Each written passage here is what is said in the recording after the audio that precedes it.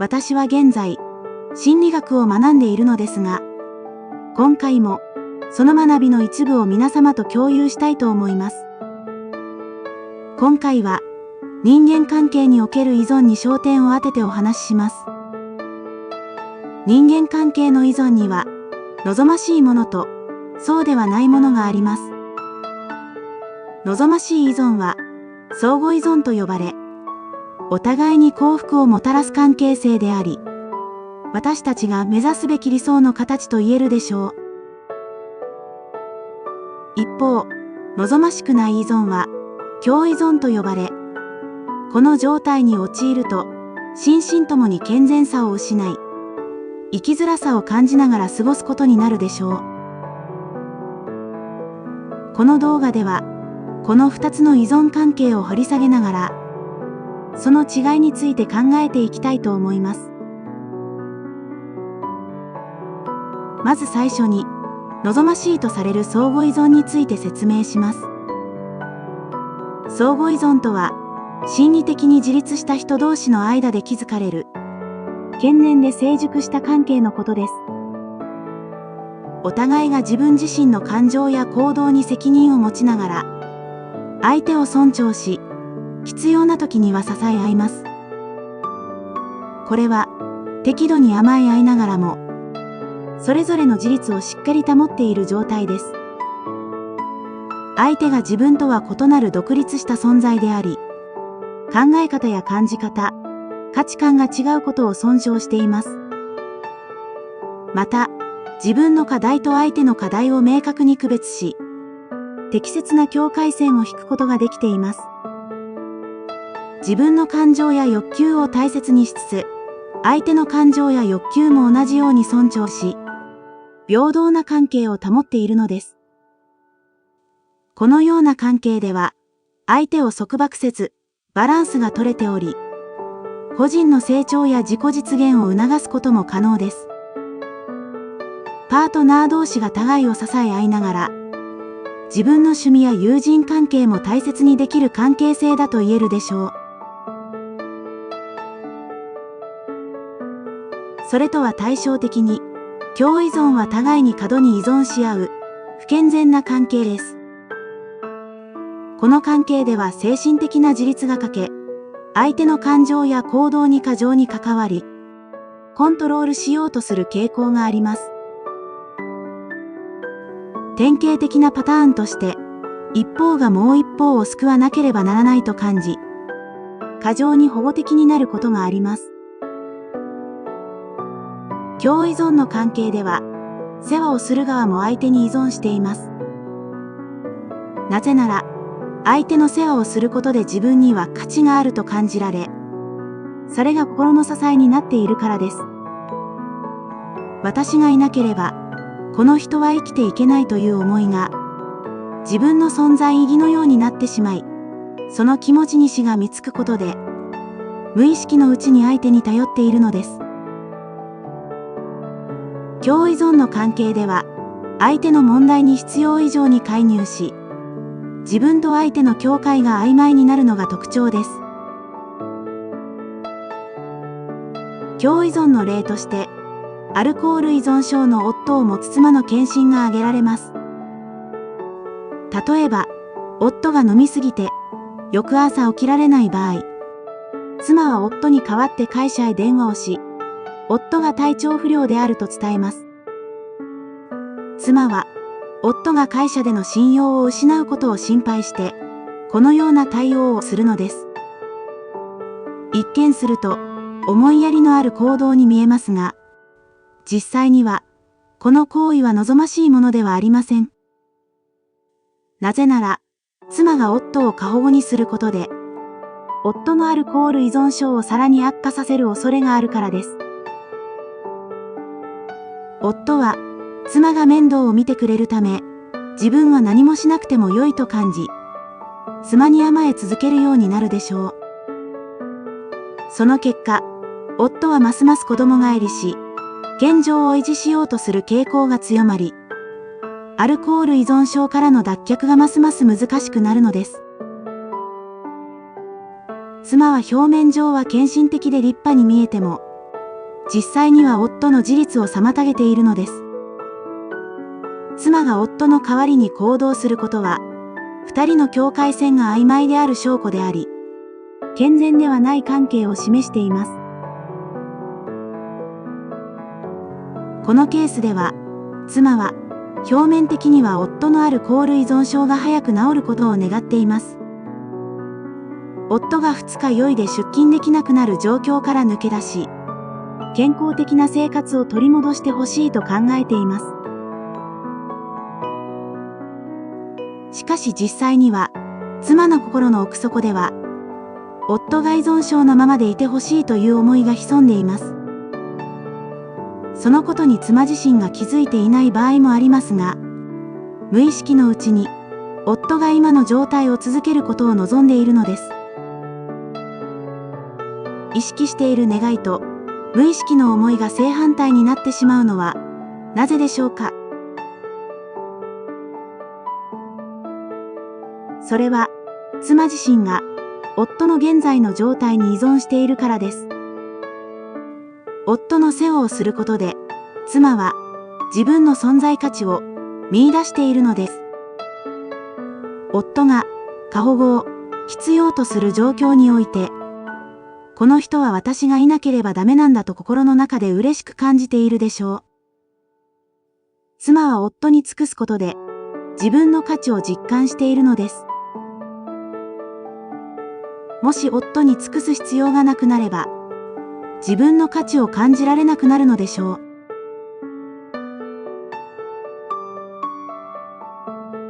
この問題の根底には、妻自身の自己肯定感の低さがあります。ありのままの自分には価値がないと思い込み、夫の面倒を見ることで、初めて自分に価値が生まれると信じているのです。結局、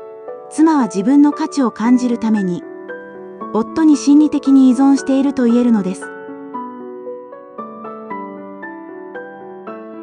共依存という概念は、もともとアルコール依存症の人を持つ家族やパートナーに関する研究から生まれました。依存症のパートナーが相手の問題に過度に関わり、その問題を解決することで自己価値を感じようとし、自分のニーズや健康を犠牲にしてしまうパターンがこれにあたります。しかし、このパターンは、アルコール依存症のケースに限られません。現在では、様々な状況において、共依存の概念が適用されるようになっています。例えば、過保護な親子関係も共依存の一形態と言えるでしょう。過保護な親は、子供が失敗したり傷ついたり、嫌な経験をしないようにと、先回りして子供のすべきことを代わりに行ったり、子供の課題を取り上げてしまうことがあります。子供に苦労をさせたくないという強い思いから、このような行動をとるのですが、過保護に育てられた子供は自立の機会を奪われ、精神的に成熟しにくくなります。また、親はこの子は自分がいなければ生きていけないと感じることで、親としての自己価値を確かめているのです。これは、親の精神的な未熟さや自己肯定感の低さを示しています。このような親子関係は不健全であり、長期的に見れば、双方にとってマイナスの影響をもたらすでしょう。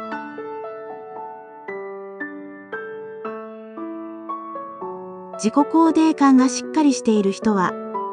健全な相互依存関係を築きやすいものです。自分と相手の間に適切な境界線を引くことができ、自分は自分の課題に集中し、相手の課題には無用な干渉をしません。私たち人間は、誰もが得意なこともあれば、不得意なこともあり、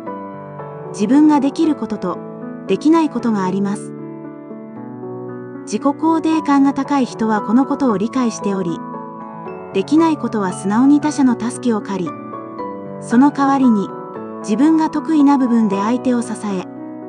持ちつ持たれつの関係を築くことができるのです。ここで大切なのは、相互依存関係が一方的ではなく、双方が対等に甘え合える関係性であるという点です。相互依存関係にある人たちは、相手が自分の思い通りにならないことや、感じ方、考え方、価値観、好みが自分とは違うことを理解し、それを快く受け入れます。相手をコントロールしようとはせず、相手が自分の期待通りにならなくても、責めることはありません。また、自分の望みを相手から断られれば、がっかりはしますが、それが原因で関係が壊れることもありません。逆に、自分が望まないことを相手から頼まれたときは、きちんとノーと言えるのです。つまり、自分の気持ちや欲求を大切にしながら、相手の気持ちや欲求も同じように尊重できているのです。親密な関係において、双方が幸せで長く続く関係を保つためには、相互依存関係を築くことが不可欠です。私たちが人間関係において目指すべきは、相互依存関係です。これは精神的に成熟した健全な関係性であり、お互いが幸せになり、長く続けられる関係だからです。では、共依存に陥りやすい人が相互依存関係を築くためには、どうすればよいのでしょうか。その答えは自己肯定感を高めることにあります。自己肯定感が高まれば、他者との間に健全な相互依存関係を築きやすくなるからです。自己肯定感を高める方法として重要なのは、自己需要に徹することです。自己需要とは、ありのままの自分を受け入れること。具体的には、自分の感情をそのまま認めることです。私たちは日々、様々な感情を抱きます。そこには、喜び、感謝、安らぎ、興味、希望、誇り、楽しさといったポジティブな感情もあれば、怒り、悲しみ、不安、焦り、憂鬱、苛立ちといったネガティブな感情もあるでしょう。たとえネガティブな感情が生じても、それを否定せず、ありのまま受け入れることが大切です。どんな感情も、良し悪しの判断をせずに味わってみるのです。悲しい時には悲しいね、悲しんでいいんだよと自分に語りかけ、その感情を味わいながら受け入れることが自己需要なのです。同時に、自分は自分の課題だけに集中し、他人の課題には不必要に干渉しない姿勢も欠かせません。自分の権利を守るために、嫌な時ははっきりとノーと言い、相手との間に適切な境界線を引くことが重要です。また、相手がノーと言った時には、その拒否を快く受け入れることも大切です。自己需要が進めば進むほど、自分と他者との間に健全な境界線を引きやすくなるでしょう。もしかすると、自分は共依存に陥っているかもしれないと感じたなら、まずは自分の感情をありのまま受け入れる練習から始めてみましょう。自己肯定感を高めるには時間がかかりますが、焦る必要はありません。自分のペースで少しずつ、一歩ずつ進んでいけば大丈夫です。共依存から抜け出し、相互依存の関係へと向かう道は、決して平坦ではありませんが、その先には、お互いを尊重し合い、支え合える幸せな関係が待っているでしょう。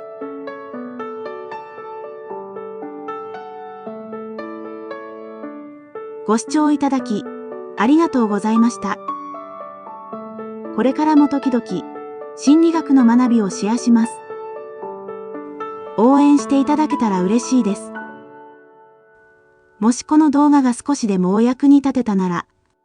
高評価とチャンネル登録もしていただけると励みになります。それでは、